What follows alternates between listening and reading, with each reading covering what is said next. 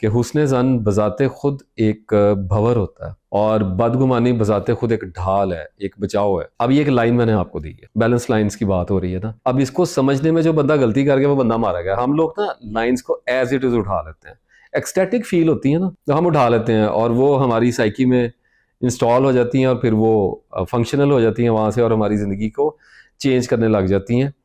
اندھا دھند غور کیے بغیر آپ کسی چیز کو جب اٹھائیں گے، ہاتھ لگائیں گے تو وہ پھر آپ کو جلائے گی نا، نقصان دے گی۔ مطلب اس لائن کا یہ ہے کہ ہر وقت لوگوں پہ اچھا گمان کرتے پھرو گے دھوکہ کھا جاؤ گے، اور ہر وقت کی بدگمانیوں میں رہو گے تو جینا محال ہو جائے گا۔ اس کا مطلب ہے کہ درمیان میں رہنا ہے۔ اور پھر اللہ کے بارے میں تو اچھے گمان کا اس کی انتہا ہی کوئی نہیں ہوتی ہے، اس کو تو پھیلتے ہی رہنا چاہیے۔ اور اللہ مجھے معاف کرے گا، یا اللہ کے بارے میں ایک اچھا گمان ہے، اس کو پھیلا دو، اٹرنل کر دو، جتنا پھیلتا ہے پھیلتا چلا جائے۔ لیکن ہر آدمی اچھا ہوتا ہے، یہ مجہول گمان ہوتا ہے، اس کو درمیان میں لے کے آنا ہے، بس اتنی سی بات ہوتی ہے۔